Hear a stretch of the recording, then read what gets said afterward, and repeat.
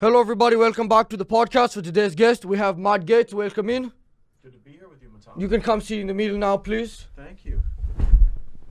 Oh my.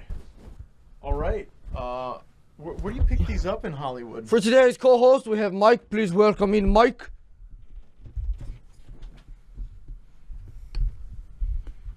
How you doing, Mike?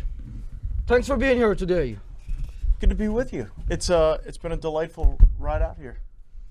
Please, in case anybody doesn't know you, introduce yourself and a little bit about that. I was in Congress for 8 years, and then Donald Trump nominated me to be the top cop in the world. That didn't work out so well, so now I make a television show in San Diego, California, called The Matt Gaetz Show. And you were in Congress in Florida? I represented Florida, but I was in Washington, D.C., but the folks who were my bosses were the good people of Florida. Okay, and by the way, we're gonna cut this out, but at some point, we have a Michelin star chef in the kitchen. He will bring you a dinner, and then you can eat it if you would like. You have a Michelin? Where do you find those? I had to hire him. This guy down here, he's not here. Oh, dude, that's so weird how the eyes move. Yeah, you're an odd bird. What's with the co-host? That's Mike. Why is Mike, does Mike have COVID? No, that's just religious reasons. Really? Is Mike a Muslim? He might be. He hasn't said anything when I asked him. Fine. You know what? We accept all kinds. He's not going to do anything weird, is he? I don't the believe same so. Sunglasses. Same ones? Yeah. I don't think he'll try and do anything weird. Okay. He'll just be there. Okay. If I want to get in the government, do I have to support Israel?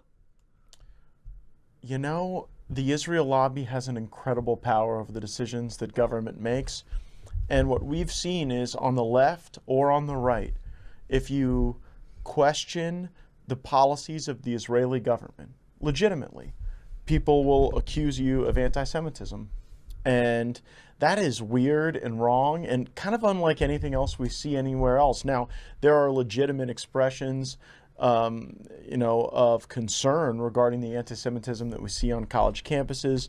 But I got to tell you, no one's asked me the question that directly. And the truth is, if you oppose the U.S.-Israel relationship, you face tremendous headwinds to get into government, not just appointed government, but elected government as well. Dude, it's moving. And What is? the thing? It's got eyeballs that raise their eyelids. Who would you rather be president? The Eye of Cthulhu or Skeletron Prime? Neither. Why not? I love the current one we have, man. Oh, I know, but once his 4 years are gone, I'm a big fan of the Great White Hope as well. After that, I'm for J.D. Vance. But in this circumstance, the Eye of Cthulhu or Skeletron Prime, J.D. Vance, let's say his ran his 8 years. All right, after J.D. Vance, I'm going like Marco Rubio. Marco's ran his 8 years now too. Then after that, I'm going Ron DeSantis. Now he's ran his 8 years. Me. 8 years. You. 8 years. I think by then they're not going to be around, Matan. Those are By the way, at the beings. end of One your of 8 them years, is a robot. at the end of your 8 years, I'm not sure there even will be elections anymore. Why? What do you think will happen? I think you have tendencies that favor the concentration of power. What do you mean?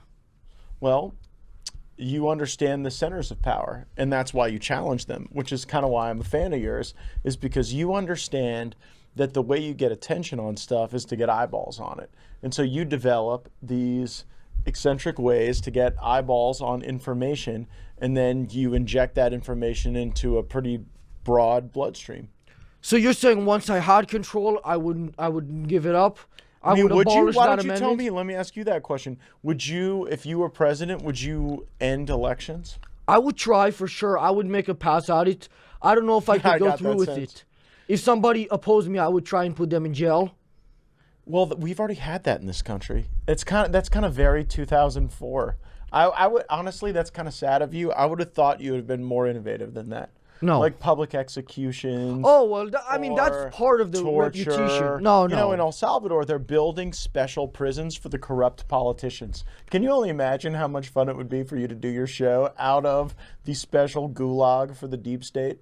That could be good, but the problem is once they get rid of me, once they flip me once they get somebody else in power, then whatever I set up, I'm going to be put in. So if I do public executions, that's where I'm headed. You know what? That's probably what built strong institutions over time. The fear that people would get power, surrender it, and then not want to be exposed to the most extreme circumstances. That's true. But then again, you could make the point that if you publicly execute everybody, then there's nobody to then oppose you or ever flip you to the other side to get executed. But we tried that shit in our interventionist wars of the early 2000s. George Bush thought that he could execute his way to control of the Middle East. And the truth of the matter is, oh, dude, what the fuck? Is this really a dude? Is this really, oh, that's actually not a mannequin. You thought what was under there was not real? I thought that was a mannequin. Oh no, that's actually a person. So I think that when you try to persuade people by the sword exclusively, it gets pretty problematic down the road. What do they have to pay you to do this, bro? Who are you talking to? Are you going schizophrenic? Well, I've been accused of worse, but Can I ask a question about that? Go at it, man. I'll wait till later. Okay. If Trump is Homelander, are you the Deep? If he's Homelander? Do you get the reference? I don't. It's from the Amazon show The Boys. Bro, I don't watch a lot of television. I gotta be honest with you. So Homelander in this situation would be Trump. He's the one in complete power. And then you would be the Deep, the very cool guy, side character, very strong and on his side as well. I could get down with that reference. I talked to DJT earlier today. He's doing great, crushing it for the country.